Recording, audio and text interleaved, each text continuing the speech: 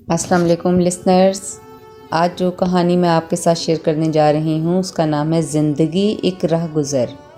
امید کرتی ہوں آپ کو یہ کہانی پسند آئے گی۔ آپ سے ریکویسٹ ہے اس چینل کو لائک، شیئر اور سبسکرائب کریں۔ تو شروع کرتے ہیں اپنی کہانی۔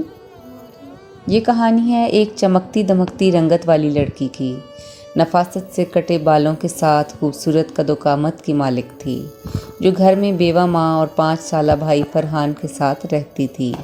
لاہور شہر کے پرانے محلے میں ایک چھوٹا سا مکان تھا، جس کے دروازے سے داخل ہوتے ہی ایک ڈرائنگ روم تھا، جس میں بڑے بھائی سجاد کی بیوی اور بیٹی رہتے تھے۔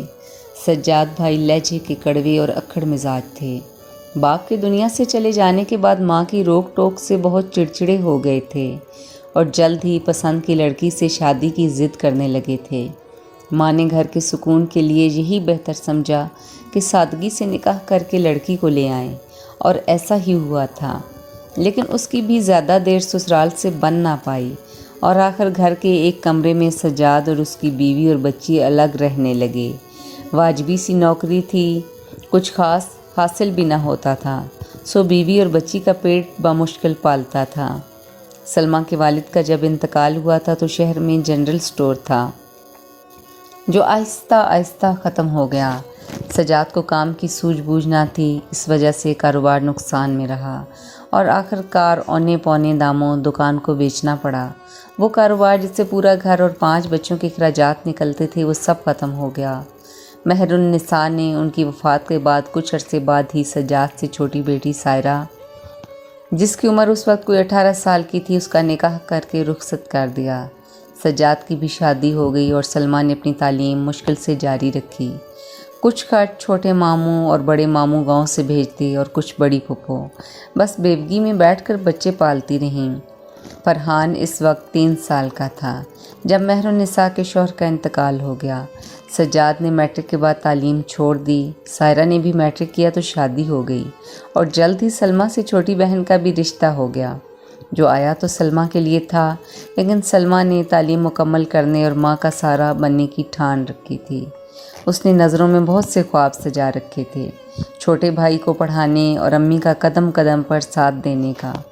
اسی وجہ سے وہ تعلیم مکمل کر کے ایک ٹریول ایجنسی میں نوکری کرنے لگی، جو سجاد کو نہ بھاتی تھی۔ اسی وجہ سے گھر میں لڑائی جھگڑا رہنے لگا، کبھی تو بات ہاتھا پائی تک پہنچ جاتی۔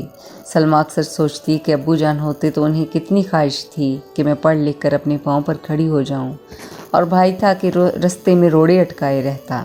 اسی وجہ سے نوبت یہاں تک آ گئی کہ سجاد نے امی اور بہن بھائیوں سے قطع تعلق کر لیا۔ آج شام بھی صرف یہی بتانے آیا تھا کہ وہ ساتھ والی گلی میں چھوٹا سا مکان کرائے پر لے رہا ہے، اور 2 دن بعد بیوی اور بیٹی کو لے کر چلا جائے گا، اور صاف لفظوں میں یہ بھی بتا گیا کہ میں اس کمرے کو تالا لگا کر جا رہا ہوں، ابو کی اس جگہ میں میرا بھی حق اور حصہ ہے۔ مہر النساء کے پاس الفاظ نہ تھے، وہ سجاد کو چھوڑتی یا سلمیٰ کو۔ سلمیٰ ان کا سہارا تھی، دکھ سکھ کی ساتھی تھی۔ 2 بیٹیوں کو وہ پہلے ہی اپنے گھر کا کر چکی تھیں۔ سائرہ کے 2 بیٹے تھے، وہ اپنے گھر میں خوشحال زندگی گزار رہے تھے۔ فیصل آباد شہر میں رہتی تھی، خاوند کی بہت اچھی نوکری تھی، اچھی گزر بسر ہو رہی تھی، بلکہ بہانے بہانے وہ سسرال کی بھی مدد کیا کرتا، اور مہر النساء کے دل سے ان کے لیے دعائیں ہی نکلتیں۔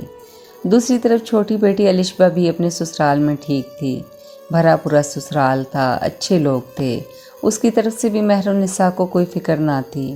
اور ایسا ضرور تھا کہ دونوں بیٹیاں ماں کے گھر حالات کو دیکھتے ہوئے بہت کم آتیں، بہت یاد ستاتی تو تھوڑے وقت کے لیے ملنے آ جاتی۔ سلمیٰ صبح 7 بجے گھر کا کام ختم کرتی اور اپنی جاب کے لیے نکل جاتی۔ رستے میں فرحان کو اسکول چھوڑتی۔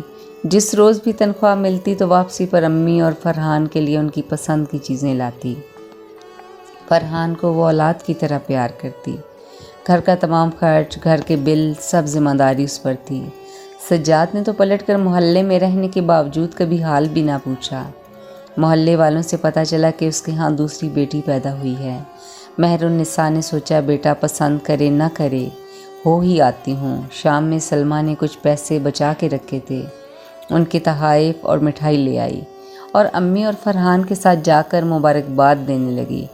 دروازے پر دستک دی تو سجاد نے ہی دروازہ کھولا۔ माँ को देखकर खुश होने की बजाय उखड़े हुए अंदाज में मुरव्वतन अंदर आने को कहा। महरुन्निसा का कलेजा तो मुंह को आ गया।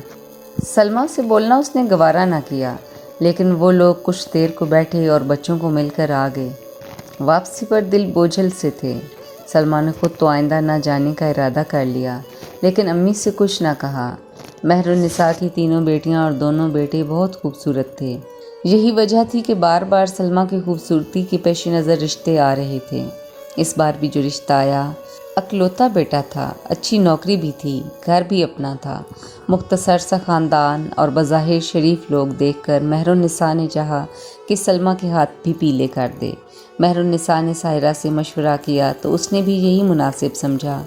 दूसरी तरफ ये परेशानी भी दरपेश थी कि घर के अखराजात चलाना कुछ मुश्किल हो जाएगा, लेकिन वो अपनी ज़िंदगी में सलमा को अपने घर का करना चाहती थी। सो जब शाम में सलमा घर आई तो महरुन्निसा ने उससे रिश्ते का तज़किरा किया।